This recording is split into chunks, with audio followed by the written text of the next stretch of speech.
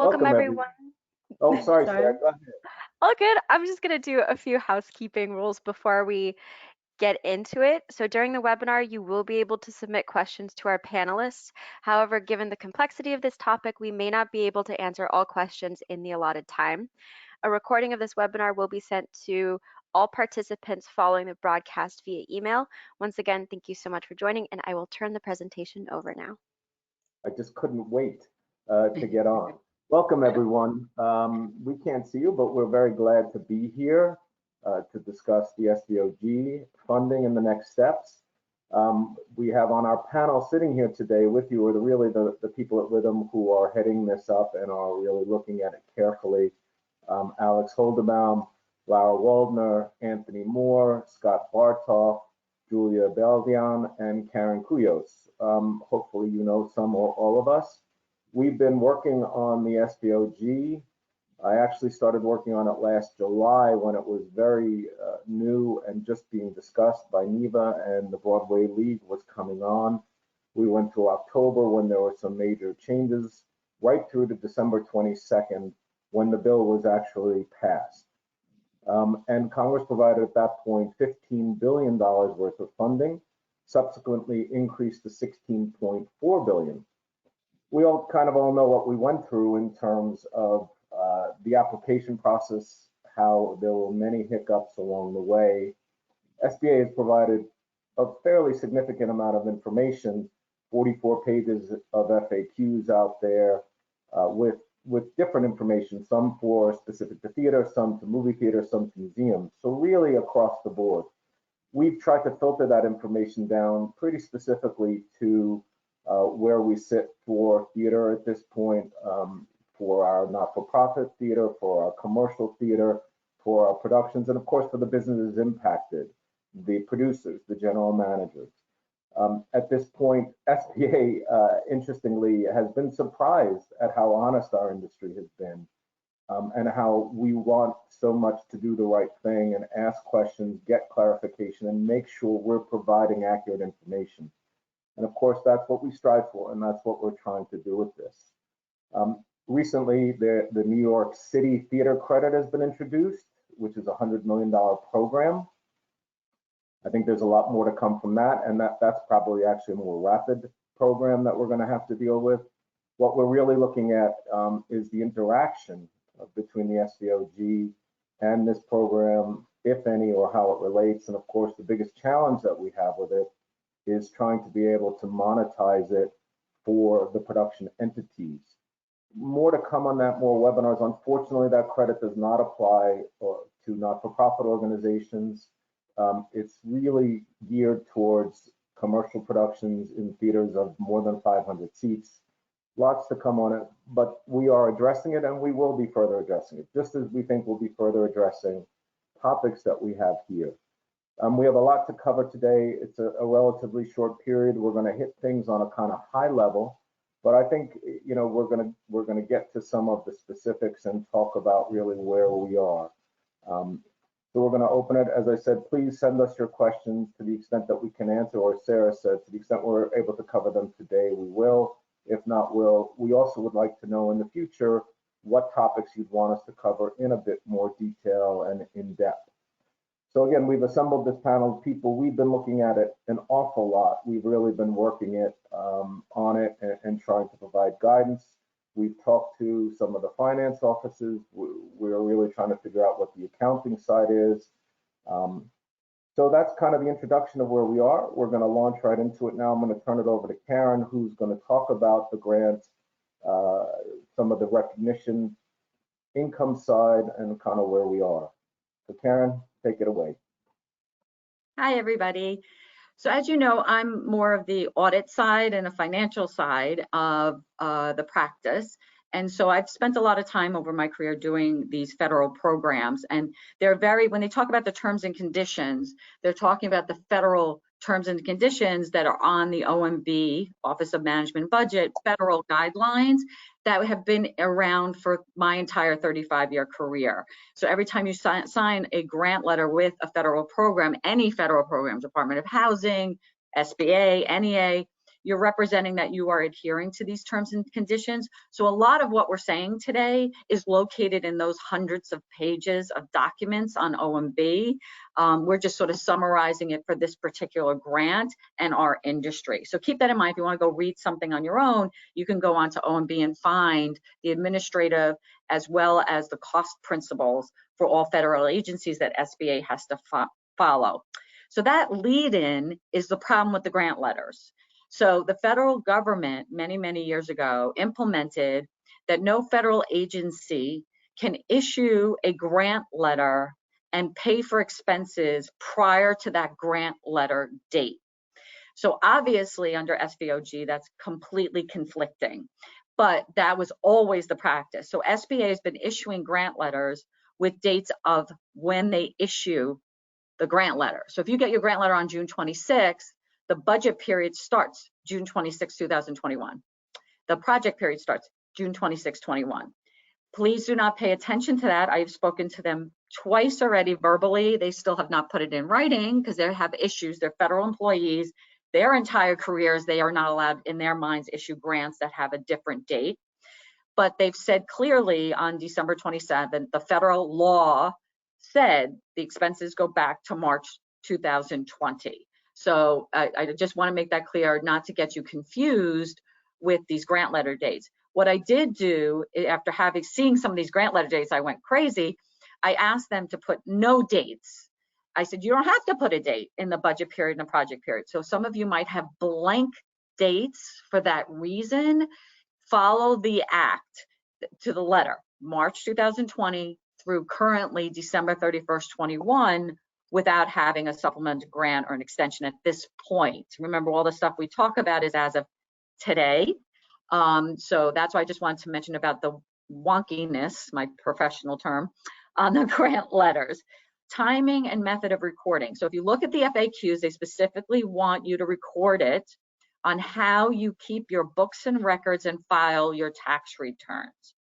So the key here is we have various people on the phone who are cash basis, and we have various people on the phone who are accrual basis. That's purely dependent on how you keep your books and records and how you file your tax return. And that's how you have to follow this grant. Even if you're a cash basis taxpayer, the expense still has to be incurred. So it is a weird situation because it's not just based on when you pay bills, right? So Lara will get into that later, but the income recognition from this idea is all based on what GAAP, generally speaking, is based on, right? Matching income to eligible expenses. And so when you look at the FAQs, they even say in there, they touch upon your fiscal year. So the key here is if the eligible expenses, if you're December 31st, 21, the eligible expenses from an income recognition point of view are the expenses that you've incurred through December 31st, 21, that would be eligible for this grant, which means you would recognize everything by December 31st, 2021. However, since in the commercial world we issue weeklies, we calculate royalty participations, we have recoupment issues, bump issues, and things like that, this grant is included for recoupment purposes because it's total income and it's going to be shown as a front sheet item as other income. So it will get you to recoupment if you're in that situation. It will also get you to the bumps. We're taking the position that you count the grant for recoupment purposes when you got the grant. We're not trying to calculate, oh, eligible expenses were in 2020, so you go back and recalculate royalty participation. No, we're treating it for those purposes, for recoupment purposes, that you got it when you got your grant letter. So let's move forward. Let's say, okay, now I've got my grant letter on July 1st. I have eligible expenses from March 2020 through June 30th, 2020. And we're recommending everyone do this now, because if you got a grant for 10 million and you have 6 million that fell into that period, March 2020 through June 30th, 21, you recognize that income because it's earned already. What's not earned at that point, so in my example, 4 million, it is considered a refundable advance. It goes as a liability on your balance sheet and you recognize it every time, well, in our case, weekly, or for cycle purposes, every time you have additional eligible expenses. So as you spend that last $4 million, if you spend it all by November 1st, you recognize all of the grant by November 1st. So you have to look at how your eligible expenses are falling. Yes, Robert? Nope, sorry, that was a scratch. Oh, I thought you had, I thought you put your hands up. And that goes for our June 30th, 2021 fiscal year people on the phone, or August 31st, 2021. We've been telling everyone, once you get this grant, do a today reconciliation. Here's what I'm saying are eligible expenses. So I know I've already earned that portion of the grant as of today, or I keep using June 30th just as a cutoff for everyone because we're in the middle of July. It's always easier to do it at month end if you've closed your books and everything and bank recs are done. So there's some disconnect on the uniform guidance audits. We're not going to touch upon that. Laura will touch a little bit later on that. But keep in mind, if you're a commercial person sitting on the phone, a for-profit, right? SBA gave you the choice of GAAP audit, generally accepted accounting principles, or the uniform guidance. So for all the show people who have shows that have been audited and will be audited, we're taking the position you're just going to have a GAAP audit. So when you're recognizing your income, you have to do it based on your fiscal year and based on the accrual method of accounting. The people who never had audits before, right? We're talking about project-specific grants. So the income recognition there, and most of those people are calendar year people. You will have this recognized by December 31st, 21. You're good to go. You're going to have the project-specific audit, and you're going to recognize all the income by that point. So you're a lot easier to be truthful than people with fiscal years. And so keep that in mind. There's also a lot of interaction, which we'll get into later, on all the different programs, right? People who've heard me talk about this on other seminars. You've got the PPP1, you got the PPP2, you got the employment retention credits. So any funds received from a federal agency, which would include the IRS, the SBA, you cannot double dip. So you cannot apply the same expense to both programs. Or in this case, we have 4 programs, right? PPP1, PPP2, employment retention credits. I'm skipping business interruption right now, and SBA. So on the simplest terms, those are all federal agency funds. You cannot put the same expense on any of those. And Lara, again, is going to talk about that later, how to work that out. So that's key. Some of our clients, not as many, but just for you, we've thrown in business interruption, and we've probably talked to you about it already, but it's important to mention if we haven't.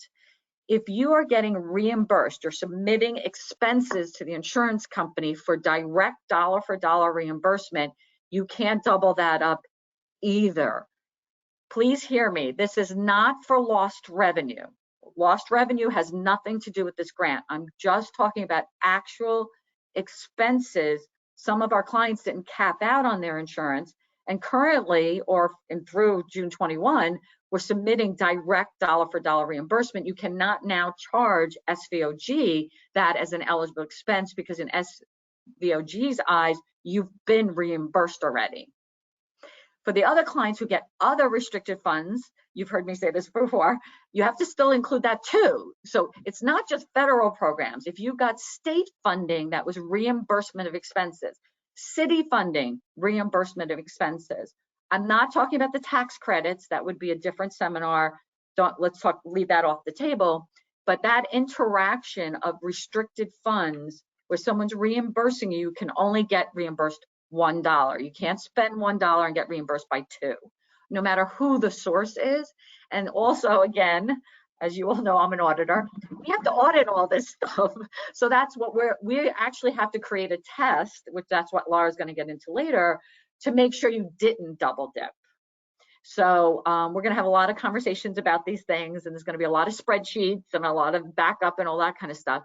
But the key here, what my part is, making sure you don't double dip, and also making sure you're recording income in the right place, because maybe you didn't recoup, right? If you had $20 million of production costs and you only ran for 2 or 3 weeks and lost money, and you only got $10 million from SVOG, you haven't recouped.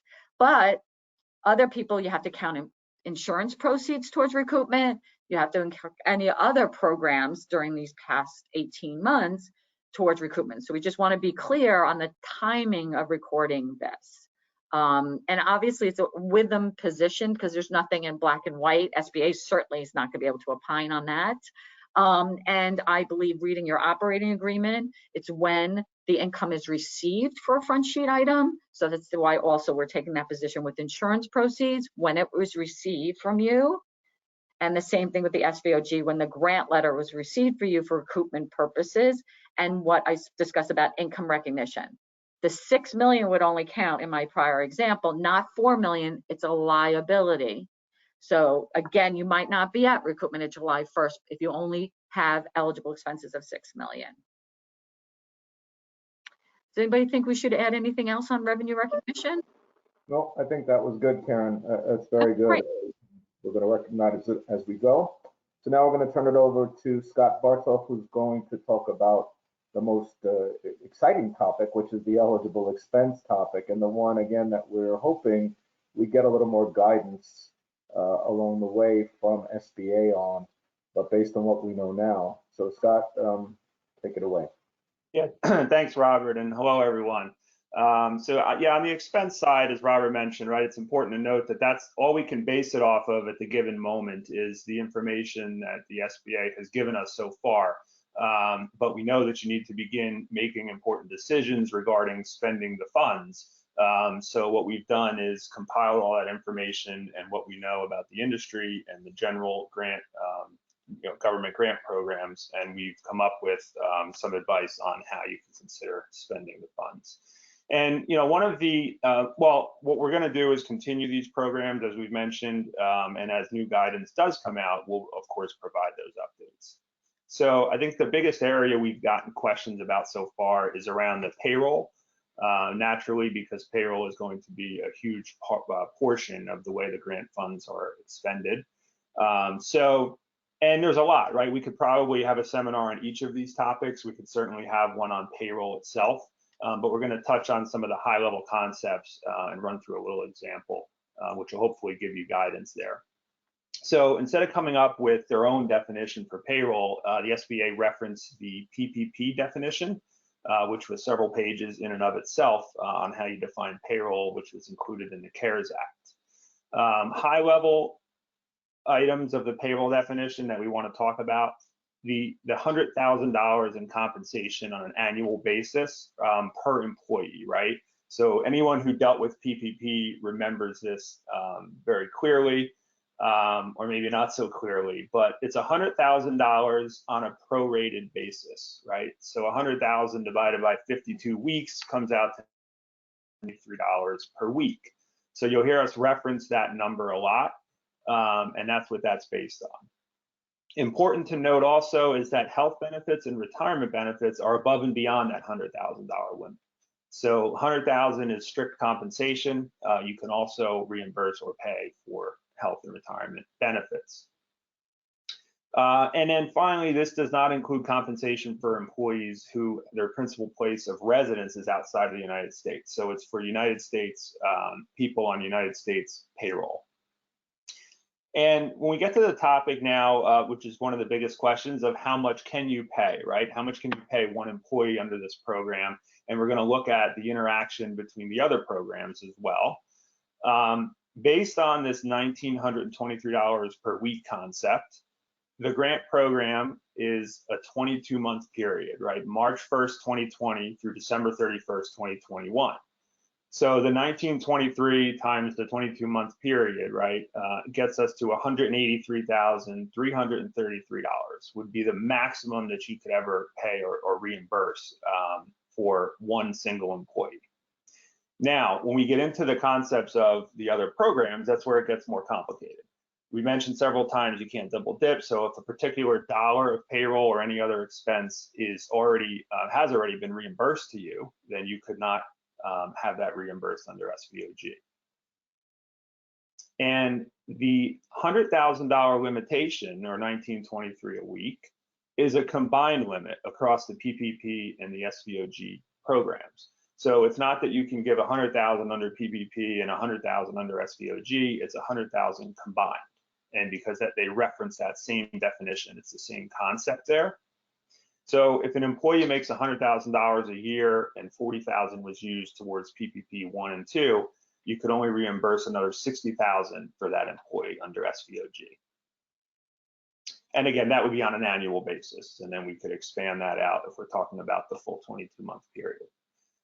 So for the employee retention credit, the SBA has issued an FAQ that basically says you can use the amount of wages that did not get credited towards SVOG.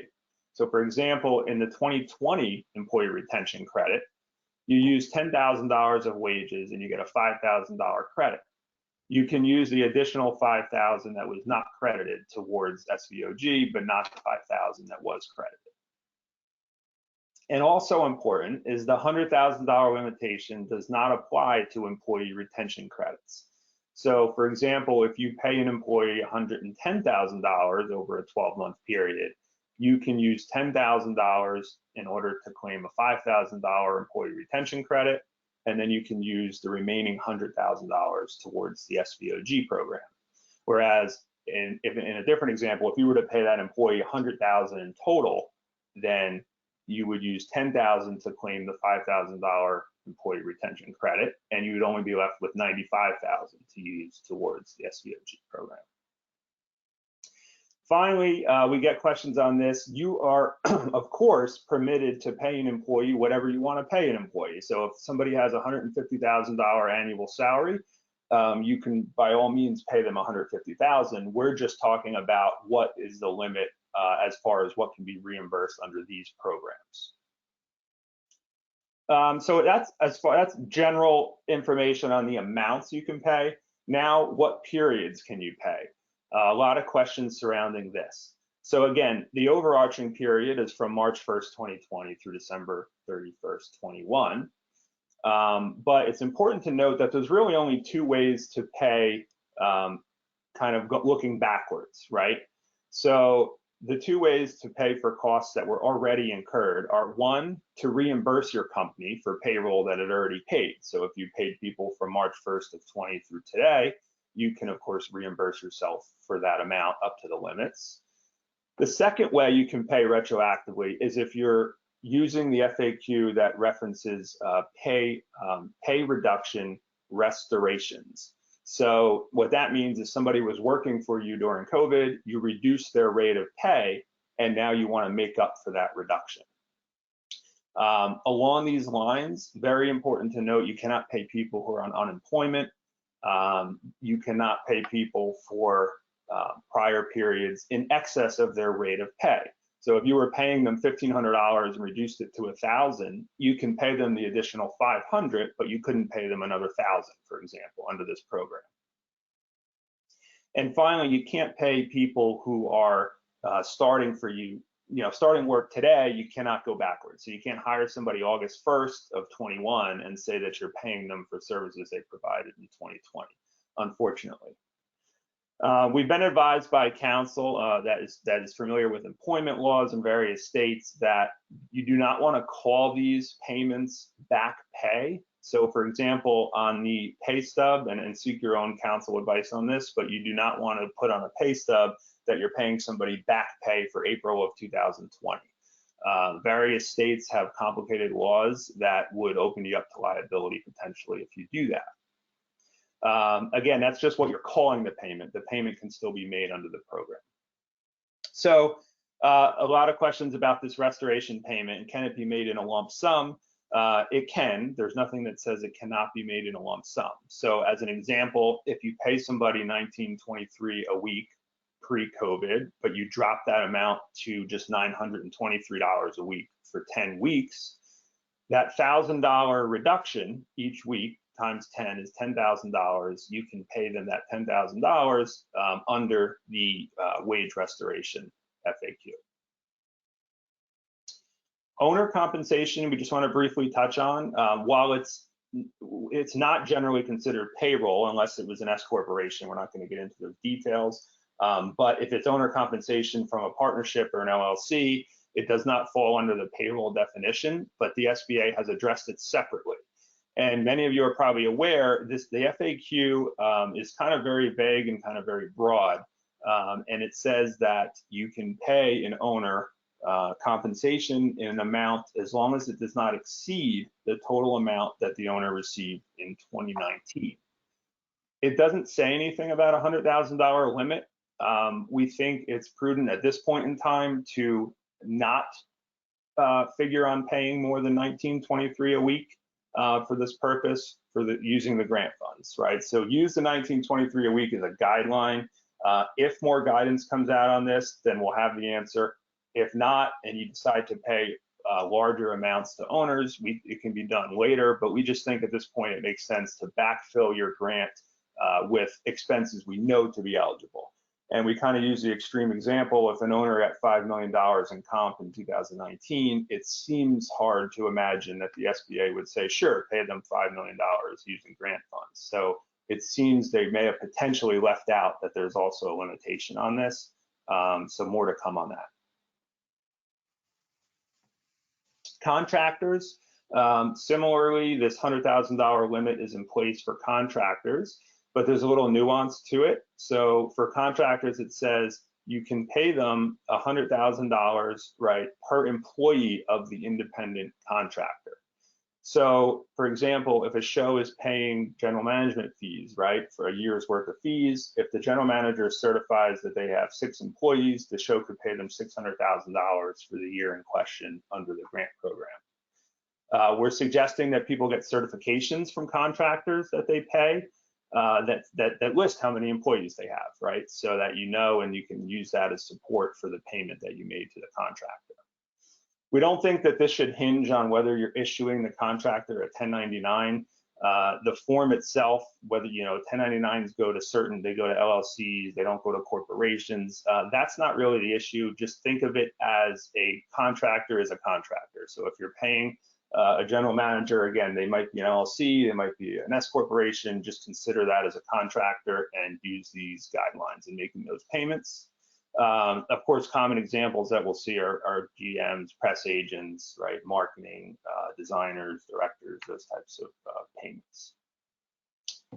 So this kind of leads into the royalty discussion. When we think about payments made to contractors and royalties in general, we kind of put them in 3 different categories, right? You could either be paying for the use of tangible property, you could be paying for the use of intangible property, or you could be paying somebody for services.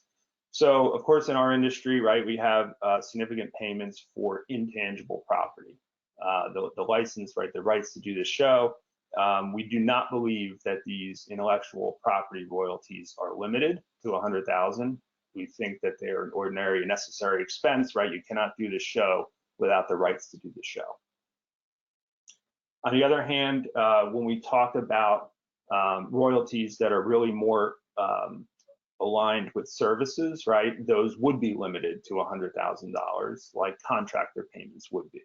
So if we look at different compensation streams, for example, that a producer might receive, an executive producer fee, producer royalties are generally for services, right? So these would be limited. But an office fee, for example, is not for services. It's more of a reimbursement, so we don't believe that this would be limited.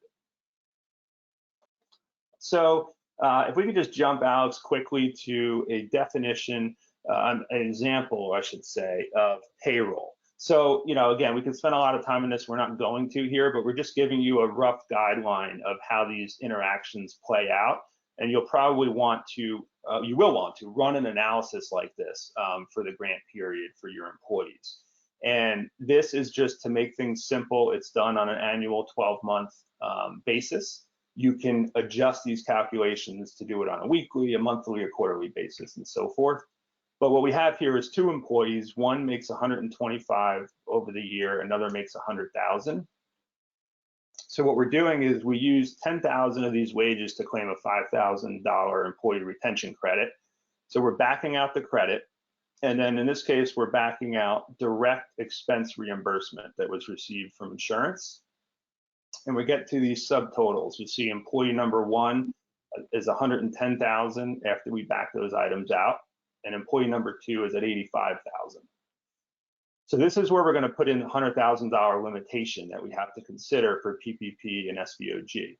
So you see employee number 1 gets limited to 100,000 over this 12-month period, and employee number 2 stays at 85,000, right? That was their pay after the reductions.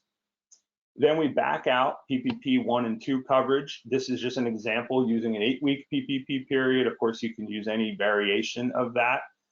You could have a 10-week, 24-week, and so forth. Then you would adjust for that. And then you reach the amount that's available under SVOG. So more to come. We'll discuss this more certainly on individual levels, but this is the type of analysis that we think needs to be done. And it's really just using this methodical step-by-step process for the whole period will have you determine what you can ultimately apply for payroll for each employee. All right, so Alex, if you could jump back to the summary slide. Okay, so that's, we've gotten through payroll contractors, right? When we get down to theater costs, right? Basically, you just have to separate. The most complicated thing here is you have to separate out direct reimbursed payroll. So if you're reimbursing directly for payroll, we have to consider, again, the $1,923 limit there. For rent and utilities, totally covered under the program. Just important to note that it has to be actual expenses, right? It's not estimates, it's not accruals if they're going to be settled for different amounts, right? It's actual expenses incurred during the period. And on the insurance issue, it's a similar thing. We want the insurance has to be actualized, right? So you only want to have the portion of the insurance policy that falls within the SVOG period being applied. As an example, if you pay $100,000 on June 30th of 21 for a 1-year policy that covers July 1st through June 30th of 2022, in that example, without a supplemental grant, you have to cut it off at 12/31/21, and therefore only 50,000 of that 100,000 policy would be applied to the grant. As far as debt goes, debt incurred right in the ordinary course of business that was in effect prior to February 15th of 2020 can be paid using grant funding. No prepayments are allowed, but principal and interest that had become due during the period can be paid. Advertising, this is an area of government grants that the government typically doesn't like advertising, but luckily in the industry, given the need for it, especially as we restart, advertising was allowed into this program. So we just tell you, again, be careful. We don't want to obviously get advertising anywhere near 50% of the grant, but you can use advertising. And obviously there's plenty of other expenses here as we've gone through that you probably wouldn't need to reach that level. So that's advertising. And then I think we just want to jump to the next one, ineligible expenses. So really those are, not as applicable here, but just important to know. I think everyone's heard of them before. You can't purchase real estate, right? You can't make investments or reloan the funds that you receive. Political lobbying expenses. So those are the big ones. There will be smaller things here and there that we will cover at another time. Another item just to mention briefly is accruals that are estimates, right, are not allowed. And Lara will talk on that a little bit more. But, for example, a closing cost accrual that's an estimated amount would not be an eligible use of grant funds. All right, so with that, I think we're going to pass it on over to Lara. Thanks, Scott. Hi, everyone. So Scott touched on the various expenses, what's eligible and not eligible. So I kind of want to just take it a step further and talk a little bit about a few other things in regards to expenses.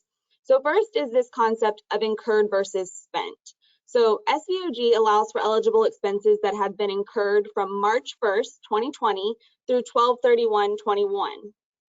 So incurred is when the period the expense relates. This is different than when you're actually spending the SVOG funds.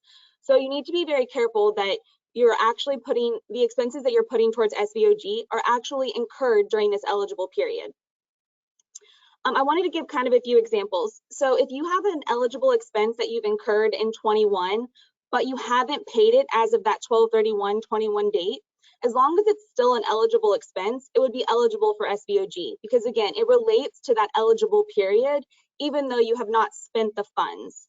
And then kind of going the other way for a prepayment. So if you're getting services rendered of January of 2022, but you've paid it as of 12/31/21, it would not be eligible, because even though you've paid it, you haven't actually incurred the expense in the period. So definitely be very careful as you're looking to the expenses that you'll be including when you submit your final report, and make sure that they truly were incurred in the period. Next is this concept of accrual versus actual. And you've kind of heard everyone touch on this a little bit, that you can't use estimates. We can't use weekly accruals. These have to be actual expenses that are applied to SVOG. So for example, I'm gonna just go through a few categories just to kind of touch on some specifics that I think could apply to a lot of people on this call. But advertising, if you're doing an estimate weekly accrual, you can't submit that to the SBA as part of your SVOG. You can't say $25,000 in this week, $25,000 in this week. That's just an estimate. But what you can submit would be your actual advertising expenses that you have supporting documentation for that period. So it's important that all of these accruals that you have booked, you're actualizing them, and you're only submitting the true actual expenses. Another thing, replacement cast accruals. So if you're just booking, if you have an estimate booked in your books on a weekly basis, but you haven't actually incurred any of these expenses, actual payments or invoices, you can't actually include these in the SVOG. They have to be actualized for true expenses. Insurance. So Scott kind of touched on this in regards to making sure that the policy relates to the period. But I want to take it a step further. So workers' comp is a great example. A lot of the workers' comp policies have been overpaid and you're expecting refunds. So it's important that before 12/31/21 and you submit that final report, that you're actually getting the actualized numbers for workers' comp, because it's not just based on the payments that you've made on the policy. It's going to be the true expense that that you incur for that period. Next is equipment rentals. So I know a lot of people have on their books the contractual obligated amounts, as they're currently in negotiations with vendors to settle on these expenses. So again, these amounts that you have currently booked aren't necessarily going to be the actual expenses that you end up incurring. You'll need to make sure that you settle with those vendors before you submit that final report, so that the amount that gets submitted is your true expense for the period. And then one specific thing that I wanted to touch on that's a little bit unique would be certain costs like sets and costumes. So again, a lot of times you have these sets and costumes and they get amortized over many weeks. Well, if you incur this expense before 12/31 and you actually are receiving the goods before 12/31, you could take that full amount of those sets and costumes. We look at this as kind of like a sunk cost. So, you know, it's to start up the show, to remount the show, things like that. But even though you're amortizing it across the weeks, if you've actually received those goods by 12/31, then that would be eligible to take the full amount for SVOG. So again, as you look through these expenses going back to March 1st through 12/31/21, just, you know, really look into each category. Each one kind of has its own nuances, and I'm sure we'll have many more conversations kind of around this area because there's a lot of questions, but just something to keep in mind as you start to get that tracking started now, to make sure that you're, you know, really looking into each category. So next is, what support do you need to keep for expenses? So first of all, the federal requirement says any expenses that are charged to a federal program have to be traceable back to your books and records. So it's important that you're coding these expenses within your books so that when you go to submit that final report, you're able to run reports directly from your records to submit to the SBA. In addition, as we've kind of touched on throughout this whole webinar, is the concept of that double dipping. So you really need to keep these spreadsheets to ensure that you're not using the same expenses across multiple programs. So for example, you should have a spreadsheet of compensation by employee. So the eligible compensation, how much you're using for PPP, how much you're using for ERCs, how much is available for SVOG, and same with any other expenses that kind of cross over programs. So if you are getting that business interruption insurance for reimbursed expenses, you really need to make sure that across all of these programs, you're keeping a clear spreadsheet of no double dipping. And that's something that we'll also be looking at when we do our audits as well. In addition to kind of the books and records, you'll have to have backup for every expense that you apply your SVOG to. So what the SBA will be looking for when you submit your final report with the backup for all of these expenses is, one, that the backup shows that this expense was incurred during that period of March 1st, 2020 through 12/31/21, and that the expense was for an allowable use. So any of the backup that you're keeping for these expenses really need to hit on those 2 points, because those are the key items that they're going to be looking for. Also, something to keep in mind is, we'll kind of touch on the audit requirements briefly, but you are going to be audited. So, also just making sure that your internal controls are still in place for all of these expenses. So authorization on the invoices, marking canceled when paid. It's important that for all of these expenses, you're still keeping the internal controls in place in your organization. And then lastly is just kind of like some examples, contracts, invoices, payroll registers. But one thing that I specifically wanted to touch on is Scott mentioned that theater costs are eligible expenses. So a lot of you get a weekly settlement for these theater costs. So the weekly settlement itself would not be sufficient evidence. In addition to that weekly settlement, any of those costs that are specifically itemized on that settlement, you'll have to have backup for. And that includes the payroll. So if you're getting the settlement and you have the reimbursed payroll on there, you also need to have the payroll registers from the theater and any additional supporting documentation for any of those costs on that settlement that you're including. So make sure you take it a step further, not just the weekly settlement, but also additional backup for all of the expenses that are showing up on the settlement. And so next is audit considerations. So any grantee who expends more than $750,000 in federal funds during a fiscal year is required to have an audit. So as Karen mentioned, if you're a for-profit entity who already has a GAAP audit, you've already met this requirement. If you expend the $750,000, you already have a GAAP audit. If you're a for-profit entity that has not had an audit before, you have the option between a single audit or an audited GAAP financial statement. Again, as Karen mentioned, that program-specific audit is going to be what we look for in your case, because you have to compile all of this backup for the SBA anyway. So even though single audits and program-specific audits are stringent in the fact that you have to provide all of the backup for all of the expenses, you're already doing that for your final report. So for you, since it would be easier to kind of compile this backup, do a program-specific audit, than have to go and look at your GAAP financials, never been audited. We'd have to look at opening balances of all of your balance sheet items, retained earnings. So that's what we recommend for for-profit entities who have not currently had an audit.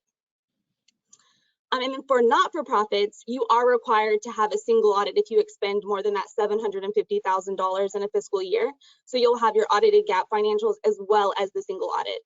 A few things to keep in mind in regards to the single audit is this includes, in that $750,000 threshold, this includes all federal financial assistance.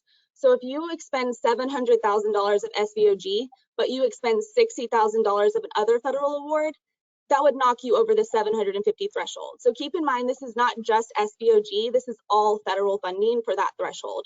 But one thing that is excluded specifically is PPP, which is great for everyone on this call who received PPP. So I did want to point that out.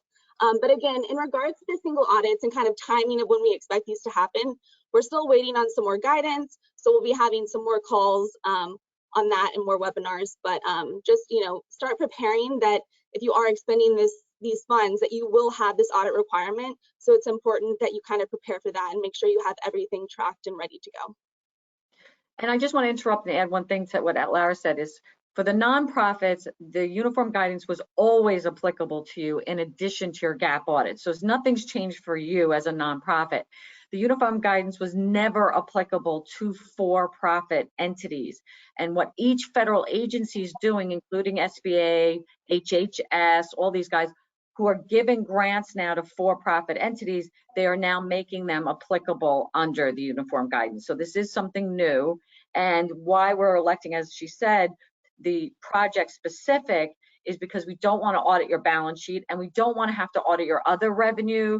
A GAAP audit looks at everything, balance sheet and P&L, whereas a uniform guidance project specific, as long as you don't receive other federal awards excluding PPP and other CARES Act, we can do project specific just on the SBA expenses and not have to look at the rest of your books and records.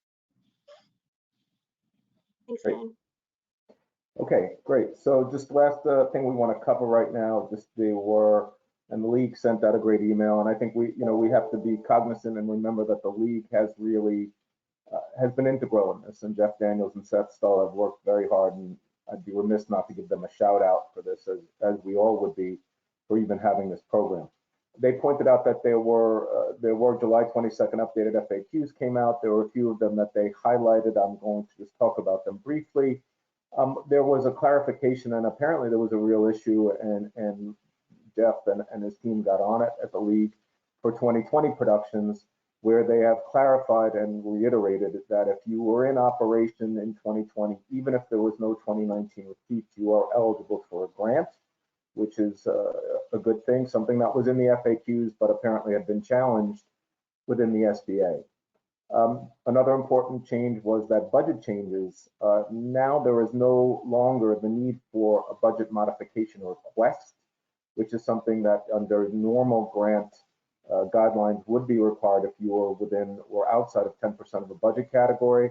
What they're saying now is you can move expenses within categories.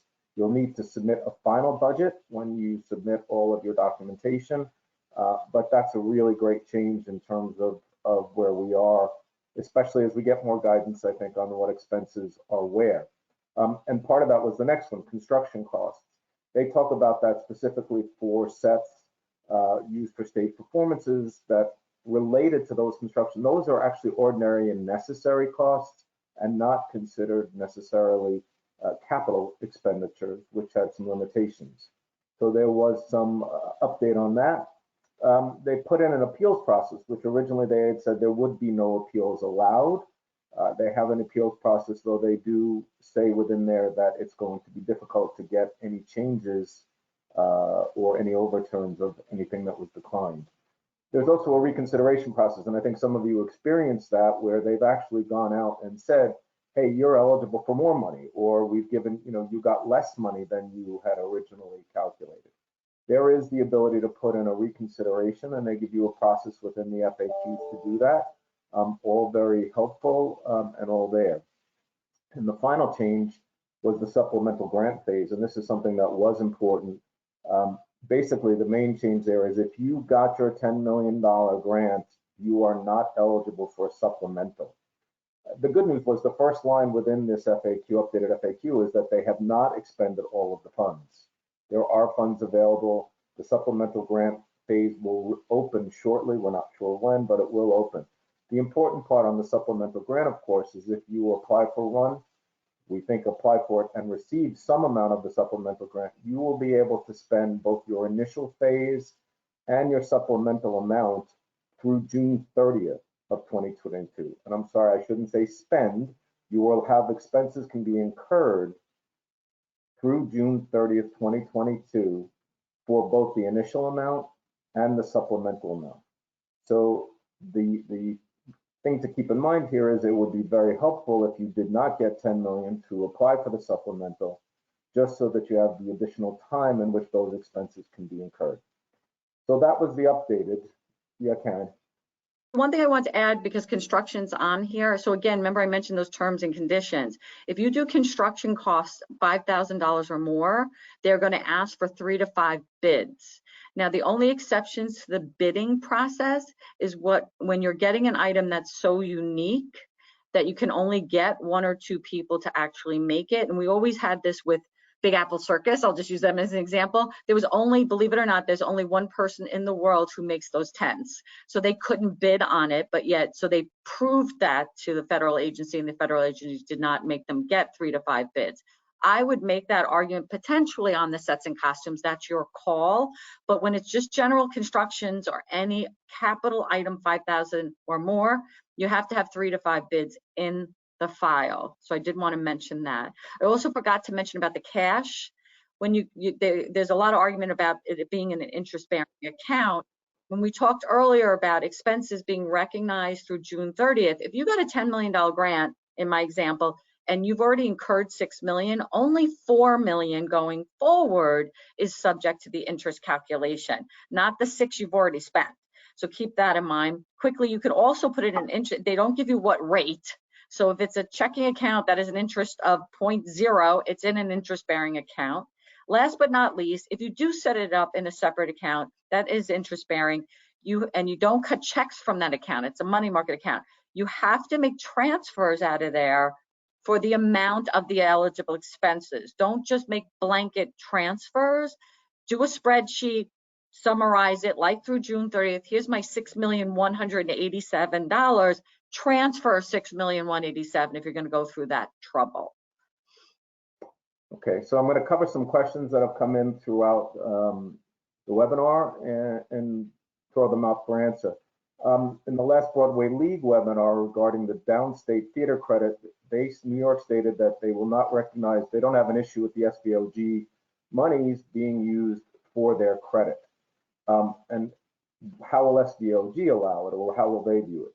So as a minimum, and I'll take that question, as a minimum, we believe that certainly since 25% of your costs are eligible to go towards the credit, the maximum disallowed amount for the SVOG would be the 25% that is used for the credit.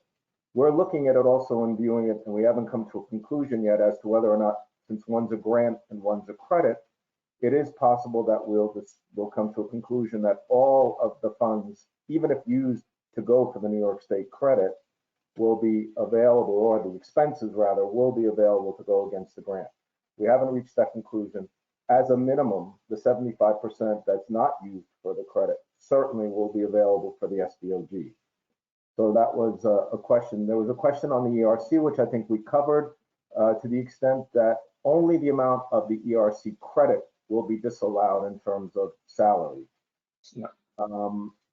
So here's a question that comes up. What about employer FICA taxes as part of payroll? Is that an allowable expense? No, yeah, those are not allowable expenses following the same logic in the PPP program.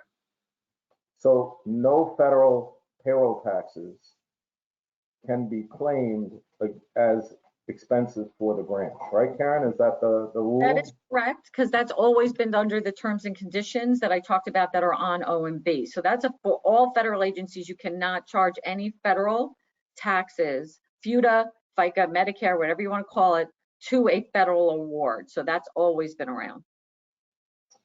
So here's a question. Owners can be paid $100,000 for 2021. The number of weeks left in, is it the number of weeks left in 2021 or 1,923 per week? It's 1,923 per week from essentially from March 1st, 2020 through December 31st, 2021. So it could be, in that example, in that extreme, it could be 183,333. Okay. The contractor question, again, when I view the contract, there's a question here about contractors, and is it for the life of the grant period, or it's per fiscal year, or for over the 22-month period, which is what I think that it is. I kind of break it down into 3 categories. We pay for, when a company pays for something, they either receive tangible property, physical something, office supply, set, costume.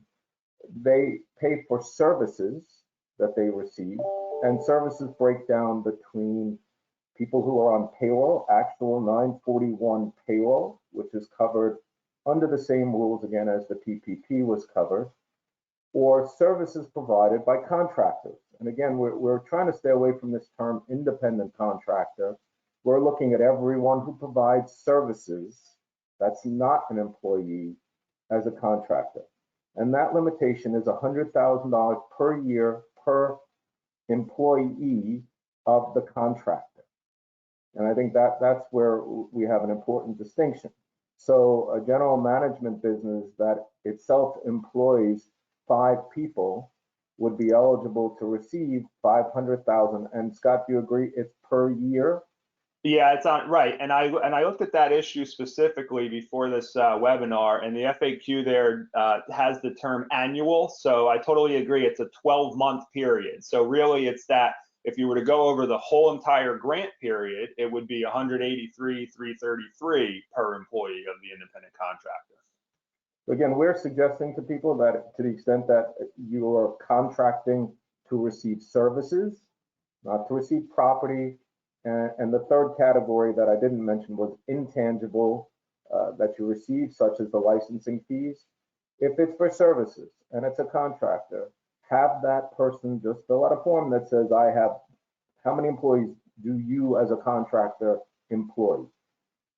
Somebody who's truly an independent one-person contractor is going to say 1. And that is going to be, and that would apply to an artist, and this was another question, an artist guarantee or performance fee, that does fall under the $100,000 limit. We believe because it's a fee paid for services, and that's what they're going towards. It's $100,000 per year or over the life of the grant. And I think another important point to point out, just to Scott's point, or this discussion of payroll, you have to be receiving services in order to be able to pay people, right? It can't be for not receiving services. So when, as Scott mentioned, if you go back and pay somebody whose salary had been reduced because of circumstances, you can bring them back to what they had been receiving, but it has to be for services. Then we got a question on the recommendation on paperwork and trying to be consistent, which I completely agree with. Karen, you want to take how you see the paperwork that we're going to need to maintain and keep in order to, I know Lara touched on it, to basically be able to substantiate these expenses? Yes, I mean, now in the age, right, especially after COVID, everything is online. So no one's expecting you to have paper. However, we do have to have proof that this came from an independent vendor. This didn't come from, you typing it up or printing it, right? So we just have to have some kind of internal control, which everyone who's audited knows we look at this anyway, regardless of SBA, to make sure the online information is from the vendor. And all of it, my recommendation is you keep all of the documentation 100% in one place on your network, because if they come back and challenge anything, or they come back to re-audit you, or they're auditing you in the PPP-1 system and they want to look at the SVOG now because it's another federal program, whatever the case may be, they'll come 3 years from now. They're not going to come next week. So you got to make sure you can keep it and maintain it, and it's easy access. That's why I always tell everybody more detail.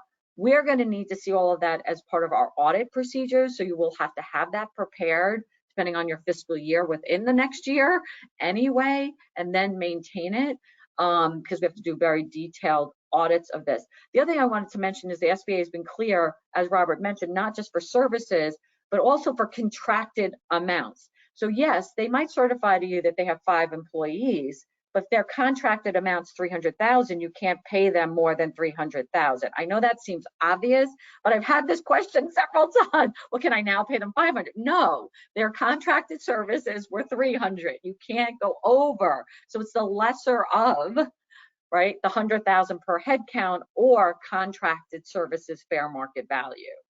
So we're running out of time. We're going to do one more question. What if you applied for an ERC but have not received it yet? For purposes of applying this, do you assume you will be receiving it?